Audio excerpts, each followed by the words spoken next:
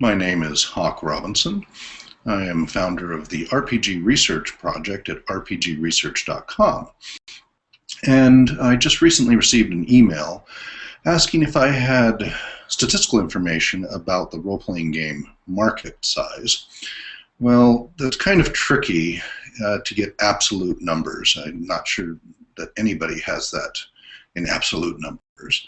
There's lots of relative information and reports, but originally the first role-playing game was Dungeons and Dragons, and then they created through TSR, which was later bought by Wizards of the Coast, and then later Wizards was acquired by Hasbro, although it still continues under the Wizards name. And they don't really release all their numbers on their role-playing game market size, and all that would really indicate is sales, which doesn't really indicate number of players, how often playing, etc. They have done a number of surveys around 2000, 2001, things like that. But it's really difficult to get exact numbers. I do have a number of articles on the website that help, through extrapolation, kind of get an idea of trending, but I don't think anybody actually knows the actual hard numbers. How many role-playing gamers there are, how many role-playing game systems there really are. There are commercial ones, and then there's all the web-based and other community and house rules and spin-offs and etc. In the 80s, 20 to 22 million was D&D players was a number thrown around, again based on sales in the US. And then since then it's become an international market. For example, Israel has a lot of popularity back in 2005, and other countries are growing. A fellow who just went from Brazil to, and is now in Japan and doing studies, is talking about the growth in Brazil and hopefully some growth in Japan soon. But there is relative information, and there's been some good news in the industry. So RPGs as a whole are not a very good money-making endeavor for most. It's really a labor of love and community. Wizards really started to diversify in the early 90s with their, they acquired D&D, but they had the Magic the Gathering, all that, as the real money makers. And you've seen a lot more profitability and large market capital in collectible card games, board games, video games, and such, and role-playing games kind of on the decline for more than a decade in the 90s. Then there's been a little bit of a revival, and especially with the independent market of role-playing game publishing. And for the last 10 plus years, there's been a lot of spin-off away from D&D, especially since D&D 4.0. There's been a lot of abandonment of the mainstream.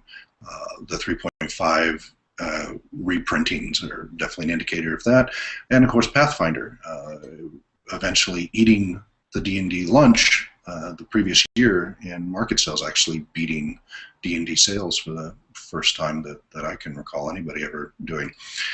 But there are a number of articles on the website about 2010 role-playing game sales, and so the gaming market as a whole was up, as well as role-playing game sales.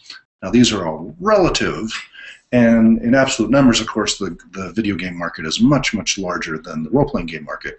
But the video game market was trending down, while gaming and role-playing gaming was trending up. And the same thing happened in 2011 and again in 2012. So at least 3 years of gaming and role-playing games growing in market share rather than stagnant or shrinking. And video games either decline or pretty flat. But again, much larger market in the video game area and in card games and such. Now, interesting to note, Hasbro has been on a several-year-long plan of cutting the employee base to try to increase profitability, and their current plan for 2013 is around 10% cut. But they attribute this mostly to toy sales, while the hobby gaming market has been going up. Toy sales have not, and one of the things they attribute that to is tablet market games and things like that. People spending more money on those rather than classical toys and such. And then as far as growth in the games industry, maybe things like Geek and Sundry's Tabletop Gamer with Will Wheaton. It's hard to say whether that's a market driver or just a reflection of where the market is.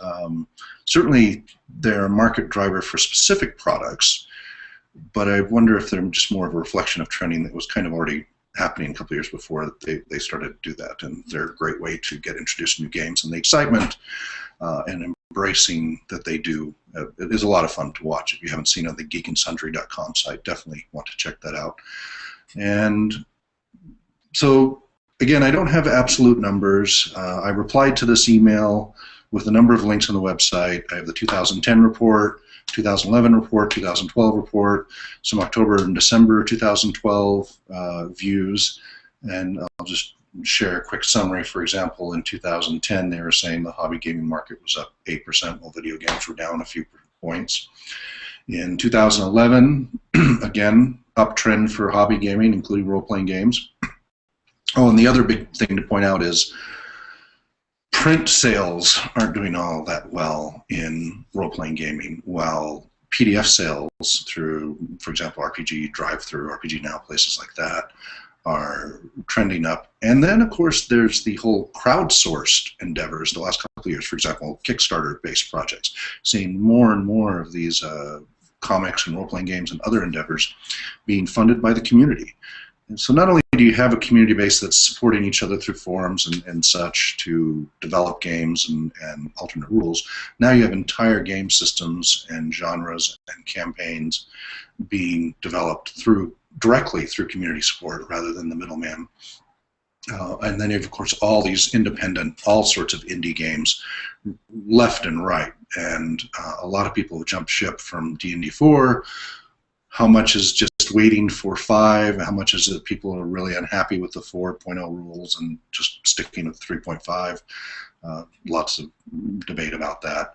Personally, I don't care for the 4.0. It feels like it was even more emphasis on hack and slash and cartoon comic based, and even further away from ROLE playing, which I prefer over ROLL playing. But that's just personal preference.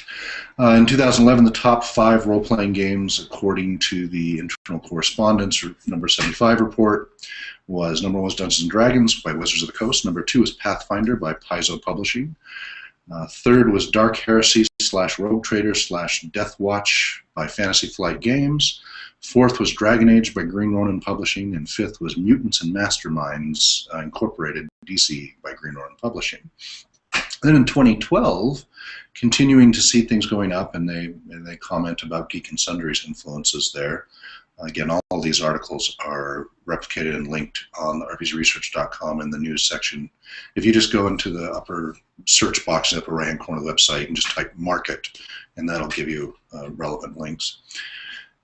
So in summer 2012, Pathfinder was number 1 in sales. They had beat out Dungeons & Dragons, the behemoth of the role-playing game industry, finally beat by somebody else, by Paizo Publishing. Number 2 is D&D. Number 3 continued to be the Dark Heresy range for Fantasy Flight, continued to be 4th for Dragon Age, and then from Green Ronin. And then number 5 was Dungeon Crawl Classics by Goodman Games, that kind of popped into there. Some interviews and such that going on with Wizards of the Coast people talk about licensing and other plans that they have. And one thing that was very telling is his response about role-playing games and how much Wizards is planning to continue to invest in the hobby game market, and specifically in role-playing gaming. And what was very telling is, and this has been true, you saw this with Decipher, the role-playing gaming licenses often are used as an encompassing product whole that they're using as a base, but really they're much more interested in the collectible card games and the video games and the board games and the other offshoots from that, because the RPGs require a lot of investment and the sales aren't very good. Generally, they're talking thousands of books in sales for role-playing games, and just hundreds for the smaller independent stuff. That's not a lot of copies of books when you want to be selling millions, but then many millions of copies for the others, collectible card games, video games, etc.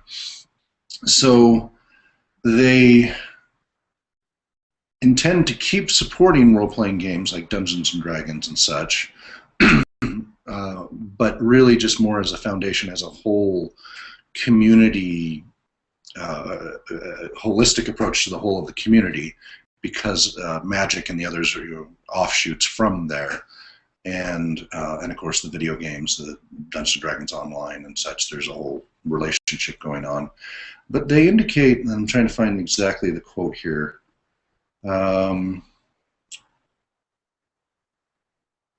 About role-playing games specifically.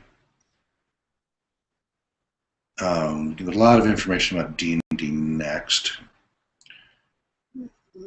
Apologize for losing that exact bookmark there.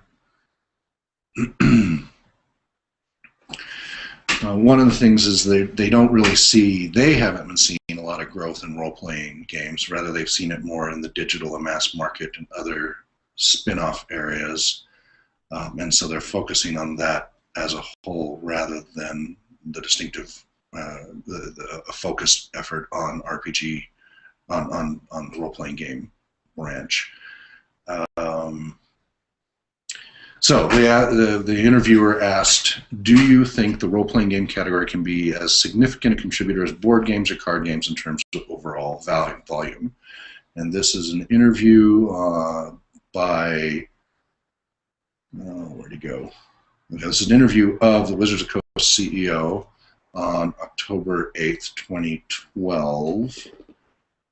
And I don't have the credits for the individual, but it's internal correspondence. And again, I have this linked on the RPG research site. Greg Leeds was the CEO. And his response was, well, I don't know if it can be as significant a contributor in dollar terms. I think in terms of relationship with the property, it can be extremely strong, and it can be a foundation for the experience people want to have with their brands in a variety of different ways, whether it be entertainment experiences like television or films one day, digital game experiences, or even other publishing type experiences like comic books. I'm not sure the exact relative size of the two, but the role-playing game is a core component of D&D and always will be. So you see, where the money interest lies and why they hang on to the license. Decipher did this with the Lord of the Rings role-playing game. They acquired the rights to the role-playing game, but really they didn't develop it the way they did their other products, board games, card games, etc., because it's much more profitable. Scott Thorne makes a number of comments and predictions and insights about the market, and one of the things he talks about is the 80-20 rule. How 80% of the market is pretty well dominated by a few, and then 20% is everything else. And of course, there is the trending towards more and more PDF-based distribution and less of the expensive print-based. A lot more overhead with the print base and inventory, etc. And also, he commented that they've seen a decline in the used market. Not so much the prices, but the turnover. That used to be there'd be very quick turnover, and now things are sitting on the shelves a lot longer. So the question is, will the industry focus on just the top few RPG lines and eliminate the rest? Or is there going to be more focus on developing market for the lower tier RPGs for a chance of a broader market base and a trade-off of much more work on the part of the stores and the industry and such? We know what the large companies are going to do. They're going to focus on a few. They're going to, they always go back eventually to let's focus on the core, and tend to chop off extraneous projects sooner or later. But since the market is no longer dominated by one company, D&D is huge, but since you're seeing others stepping up, hopefully that will keep a healthy, robust market developing through the wider range of variety and such. And some of the things to watch out for, we have the little warning shot for somebody trying to raise money for the Jack Chick Dark Dungeons comic turned into a movie. Not doing that well, thankfully, so far. Hopefully it'll stay that way. But you still see the hatred by certain organizations, in this case a Protestant Christian group, towards role-playing games and Dungeons & Dragons specifically. And I've had personal experiences with that as well, and it's unfortunate, and it's this animosity say from the 80s satanic panic is still alive and well in many areas. I'm in Spokane, Washington, and my youngest son, his best friend, his parents won't allow him here because we have role-playing game books in the house, and they are convinced that that is some portal way to the occult, just simply having the books. He's allowed to go to their house, no problem, but not here, and this has been an ongoing issue for about 5 or 6 years once they found out about that we had role-playing games here. Apparently their local church near Whitworth University, their pastor, preacher, whatever the term is, has gone on at length about the evil of role-playing games. So it's still out there, even though it may not have the mainstream media that it had back in the 80s and early 90s. And that, I think, is still a factor on market adoption. And I've spoken earlier about how the lack of stores carrying actual role-playing gaming products, and if they do, very limited, usually just Dungeons & Dragons, maybe Pathfinder, but very limited assortment and very few places. So hopefully the trending will continue with the market growth, even though it's relatively small. Certainly growth in other countries. Some places are just having their booms in the 90s and the early 2000s, or even now, and their role-playing gaming is new to them, and they're experiencing what we experienced here in the States back in the 80s. And hopefully we'll see more of that trending, but it does seem likely the digital aspect's going to continue. Although there may be some pushback against the ongoing depersonalization that happens in video games, where here you sit around a table with your friends in person, although I've mixed them with online games through Google Hangout and such when you can't get others, but there's nothing that quite replaces the experience of having people here in person, sit around a table, and enjoying the game. And the more people can become aware of that joy, hopefully the more growth we'll see in this market. But it's nice to see it's currently up, and it's going to only continue to do so as long as people are actively recruiting people to try it out and get the word out there. And to all those independent publishers out there, kudos to you. Many thanks for all the effort and blood, sweat, and tears and sacrifices you make for what is clearly a labor of love. Not done for profitability, indeed. And kudos to all of you.